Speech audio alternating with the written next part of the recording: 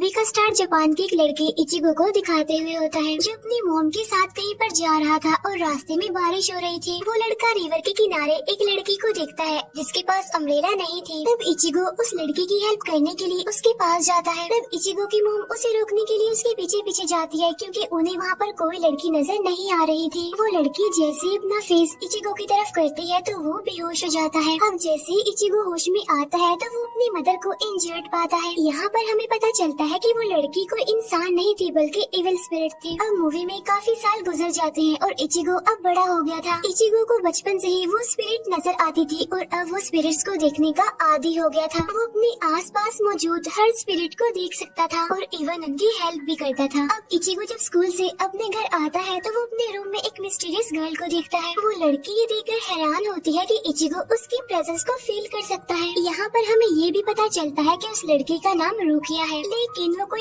Evil spirit नहीं है बल्कि एक सोल रीपर है, यानी इविल स्पिरिट्स को खत्म करने वाली। बातें करते हुए वो सोल रीपर एकदम से इचिगो को चुप करवाती है, क्योंकि उसके हाथ में पकड़े एक ऑब्जेक्ट की हेल्प से उसे पता चला था कि वहाँ कोई इविल स्पिरिट है, जिसको खतरनाक समझते हुए इचिगो जल्दी से अपने फैमिली को बचाने के लिए उनके पास चला जाता है। पर अभी तक वहाँ सब कुछ नॉर्मल था। तब अचानक से एक ब्लास्ट होता है और दीवार में एक काफी बड़ा होल बन जाता है। तब एक जॉइंट हैंड इचिगो की सिस्टर को उठाकर ले जाता है। तब इचिगो अपनी बहन को बचाने के लिए बाहर जाता है, जहाँ वो एक काफी बड़ा मॉन्स्टर देखता है जो इचिगो को मारने ही वाला था कि तभी कोई चीज इचिगो को पीछे करके बचा लेती है। और ये सोल रीपर यानी रुकिया थी जो उस मॉन्स्टर से फाइट करने आई थी। रुकिया मॉन्स्टर पर अटैक करके इचिगो की सिस्टर को बचा लेती है। इसके बाद रुकिया इचिगो को बताती है कि ये मॉन्स्टर एक इविल स्पिरिट है जिसका नाम होलो है, जो कि यहाँ तुम्हारी तरफ तुम्हारी स्ट्रॉन्ग स्पिरिचुअल पावर की वजह से अट्रैक्ट हुआ था। और जब रुकिया और इचिगो बात ही कर रहे थे कि वो मॉन्स्टर होलो अपने नेक को बड़ा करके फिर से रुकिया पर अटैक कर देता है। और जैसे ही वो रुकिया को खाने वाला था तो रुकिया उसके माउथ को लॉक कर लेती है, जिससे वो खुद को बचा लेती है। और जब रुकिया मॉन्स्टर पर अटैक करने के लिए जंप करती है तो वो मॉन्स्टर रुकिया को कैच कर लेता है। वो मॉन्स्टर अपने माउथ के जरिए रुकिया की पावर्स को अब्सॉर्ब कर रहा था, लेकिन रुकिया कुछ मैजिकल स्पेल्स का यूज करते हुए खुद को और अपनी मैजिकल पावर्स को बचा लेती है, जिसकी वजह से वो मॉन्स्टर काफी दूर जाकर गिरता है और रुकिया ऑपोजिट साइड पर गिरती है, जहाँ इचिगो फील करता है कि रुकिया इंजर्ड हो गई है, इसीलिए वो उसके पास जाता है। अब यहाँ रुकिया इचिगो को कहती है कि अब तुम ही हो जो इस मॉन्स्टर होलो को मार सकते हो, क्योंकि मैं जानती हूँ कि तुम्हारे पास स्पिरिचुअल पावर्स हैं। वो कहती है कि मैं तुम्हें अपने डेथ गॉड पावर्स भी दे दूंगी, जिससे तुम जब चाहे एक सोल में चेंज होकर अपने पावर्स का यूज करते हुए इन्हें मार सकते हो। और इसी सब के दौरान उनको वहाँ पर दोबारा से वो मॉन्स्टर नजर आता है। रुकिया जल्दी से उस मॉन्स्टर को देखते हुए अपनी तलवार इचिगो की बॉडी में स्टैब करती है और अपनी सारी पावर्स उसमें ट्रांसफर कर देती है। तब यहाँ हर चीज एकदम से वाइट हो जाती है और कोई शैडो मॉन्स्टर का बाजू काटते हुए नजर आता है, और ये शैडो असल में इचिगो की सोल थी। अब होलो बहुत गुस्से में इचिगो की तरफ बढ़ता है, पर इचिगो जंप करते हुए उस मॉन्स्टर पर अटैक करता है और उसी दरमियान में से काट देता है, और इससे वो मॉन्स्टर इस दुनिया से खत्म हो जाता है। सीन कट होकर इचिगो के बेड पर जाता है जहाँ पर वो सो रहा था, और ऐसा लग रहा था कि जो कुछ अभी हुआ वो इचिगो का ड्रीम था। लेकिन जैसे ही वो रूम से निकलकर नीचे जाता है तो वॉल को टूटा हुआ देखता है, जैसे वो रात में टूटी थी, जिससे हमें पता चलता है कि वो सब सच था, न कि कोई ड्रीम था। लेकिन इचिगो की फैमिली की याददाश्त जा चुकी थी और उन्हें लग रहा था कि ये वॉल किसी ट्रक ने तोड़ी थी। बस सिर्फ इचिगो ही था जिसे वो सब कुछ याद था। इन सब चीजों को इग्नोर करते हुए इचिगो स्कूल चला जाता है, जहाँ रुकिया उसे एज अ न्यू स्टूडेंट मिलती है, जिसे देखकर वो काफी हैरान रह जाता है। लेकिन रुकिया उसे खामोश रहने के लिए कहती है। इसके बाद वो उसे स्कूल बिल्डिंग के रूफ पर लेकर जाती है। वहाँ वो उसे बताती है कि मैंने अपनी सारी पावर्स तुम्हें दे दी हैं, जिसकी वजह से मैं अपनी सोल वर्ल्ड में वापस नहीं जा सकती।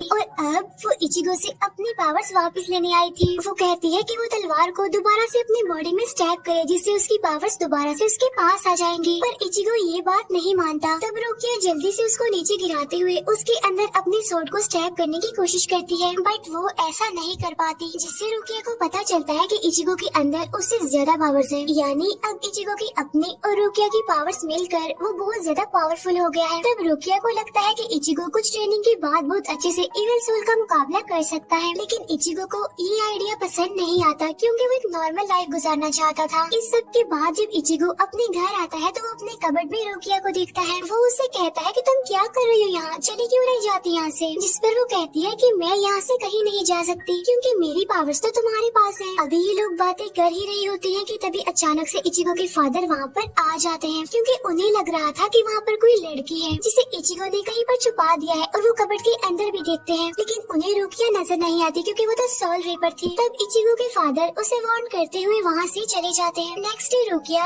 जल्दी से उसे जगा देती है और उसे ट्रेनिंग के लिए लेकर जाती है, लेकिन इचिगो तो इन सब में इंटरेस्टेड नहीं था, इसीलिए वो सही से परफॉर्म नहीं कर पा रहा था। अब रुकिया उसे एक लकड़ी की तलवार देती है और उसे आर्ट ऑफ कैंडो सिखाती है, लेकिन अब क्योंकि उसके पास इतनी अच्छी मूव्स नहीं थी इसीलिए वो रुकिया की तलवार से इंजर्ड होकर पागलों की तरह अपनी तलवार से रुकिया पर अटैक करने की कोशिश करता है। दूसरी तरफ हम एक सोल रीपर रेंजी को देखते हैं जो सोल वर्ल्ड में अपने चीफ को बता रहा होता है कि रुकिया अपने सारे पावर्स खो चुकी है, जिसकी वजह से हमारा रुकिया पर कंट्रोल खत्म हो गया है। और अब सोल रीपर का चीफ उसे ऑर्डर करता है कि तुम रुकिया के पास जाओ और उसको उसके पावर्स के साथ वापस लेकर आओ, चाहे इस काम के लिए तुम्हें उस आदमी को ही क्यों ना मानना पड़े जिसके पास रुकिया के पावर्स है। यानी ये लोग इचिगो की बात कर रहे थे। नेक्स्ट सीन में हम देखते हैं कि इचिगो अपने स्कूल से घर जा रहा है और तब उसे ऐसा फील होता है जैसे कोई उसका पीछा कर रहा है। तो वो जोर से कहता है कि जो कोई भी है मेरे सामने आए। तब इस बात से रेंजी काफी हैरान होता है कि वो एक इंसान है, उसने मेरी प्रेजेंस को फील कैसे कर लिया। फिर वो सोल रीपर रेंजी उसके सामने आकर उसे पूछता है कि रुकिया कहाँ है, लेकिन वो झूठ बोल देता है और कहता है कि मैं नहीं जानता क्योंकि उसे लग रहा था कि वो खतरे में है। अब इस बात को सुनकर रेंजी को गुस्सा आ जाता है और वो इचिगो पर अपने स्वॉर्ड से अटैक करता है, जिससे इचिगो बच जाता है क्योंकि किसी मैजिकल ऑब्जेक्ट ने स्वॉर्ड की डायरेक्शन चेंज कर दी थी और रेंजी उस ऑब्जेक्ट से छुपने के लिए बच गया था। तब मौके का फायदा उठाकर इचिगो वहाँ से भाग जाता है। तब वो अपने घर जाकर ये बात जल्दी से रुकिया को बताता है कि मुझे कुछ लोग मिले थे जो कि तुम्हारे बारे में ही पूछ रहे थे, जिस पर वो कहती है कि वो लोग मुझे लेने और तुम्हें मारने आए थे, लेकिन हाँ पहले मैं तुम्हें ट्रेनिंग दूंगी और बाद में अपना मिशन पूरा करके ही जाऊंगी। नेक्स्ट स्कूल में इचिगो को एक ऐसा आदमी मिलता है जो उसकी सारी पावर्स के बारे में जानता था। उस आदमी का नाम अशीदा था। इचिगो ये सुनकर हैरान हो गया था कि उसे ये सब बातें कैसे पता है,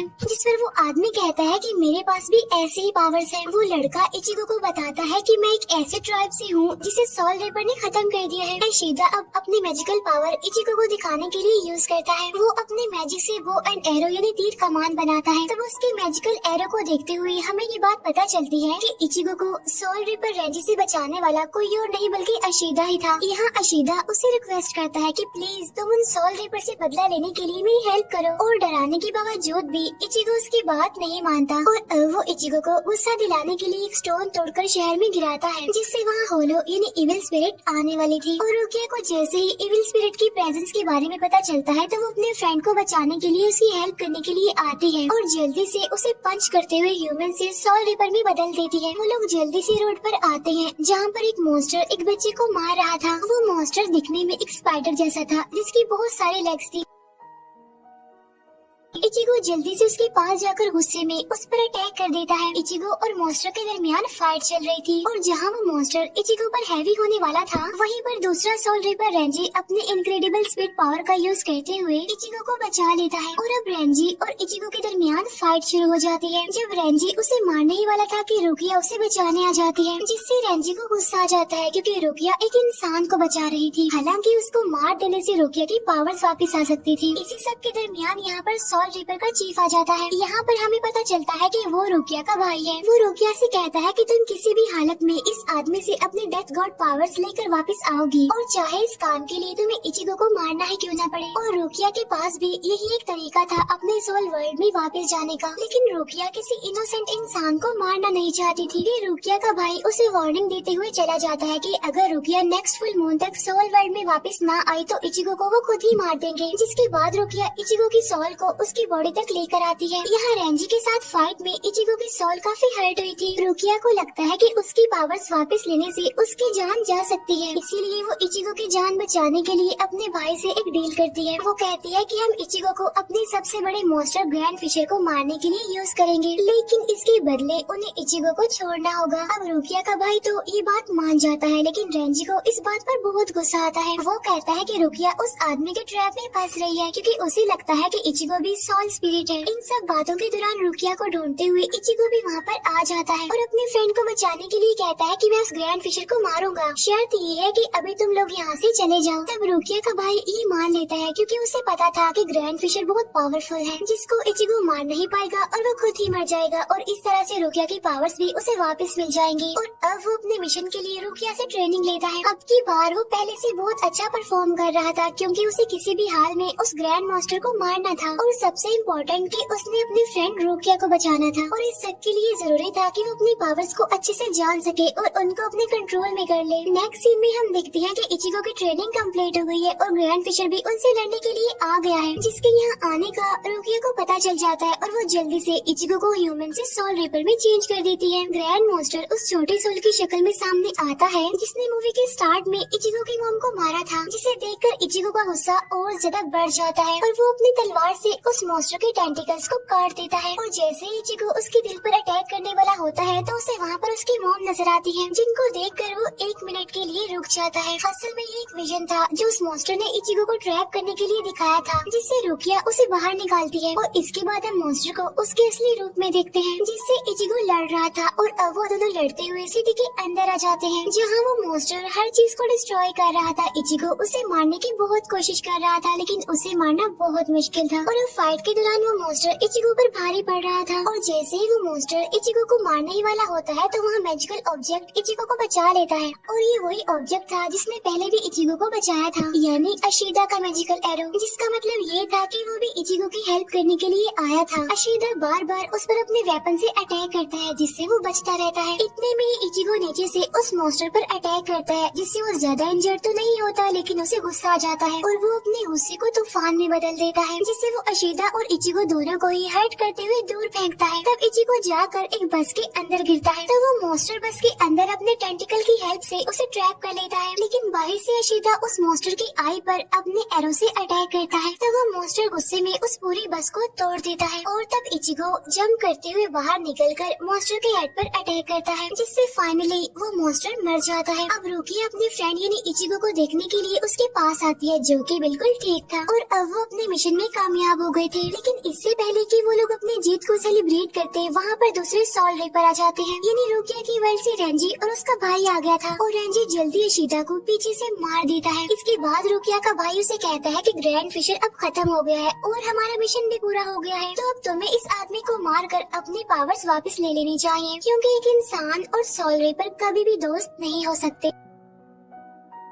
अब रेंजी और इचिगो के दरमियान फाइट शुरू हो जाती है। वो काफी देर से लड़ रहे थे और इचिगो अभी तक सिर्फ अपने डिफेंस के लिए ही लड़ रहा था, क्योंकि रेंजी उन सबसे ज्यादा पावरफुल था। अब अचानक उसकी मूव को समझते हुए इचिगो उसे किक करता है, जिससे उसे काफी गुस्सा आता है और वो अपनी पावर से अपने वेपन को काफी बड़ा कर लेता है और उससे इचिगो को पकड़ते हुए काफी दूर फेंकता है, और साथ साथ एक कार से भी उस पर अटैक करता है, जिससे वहाँ पर एक काफी बड़ा ब्लास्ट होता है और हर चीज जल जाती है। अब जैसे ही रेंजी रुकिया को पकड़ने के लिए आगे बढ़ता है तो सरप्राइजिंगली इचिगो अपने फ्रेंड को बचाने के लिए दोबारा आता है, जिसको देखकर सभी काफी हैरान हो जाते हैं। और अब उन सोल रिपर्स को भी पता चल चुका था कि इस आदमी को मारना इतना आसान नहीं है। आखिर इचिगो रेंजी की तलवार तोड़ देता है, जिससे उसकी पावर्स कम हो जाती हैं। अब यहाँ रेंजी को हारता हुआ देखकर चीफ खुद लड़ने के लिए आता है, जिसके सामने इचिगो कुछ भी नहीं था। वो अपनी सिर्फ एक फिंगर से ही इचिगो की तलवार को रोक देता है और उसे बहुत मारता है। फिर आखिर में वो आदमी इचिगो की स्वॉर्ड को तोड़ते हुए बहुत तेजी से उसे काटते हुए चला जाता है,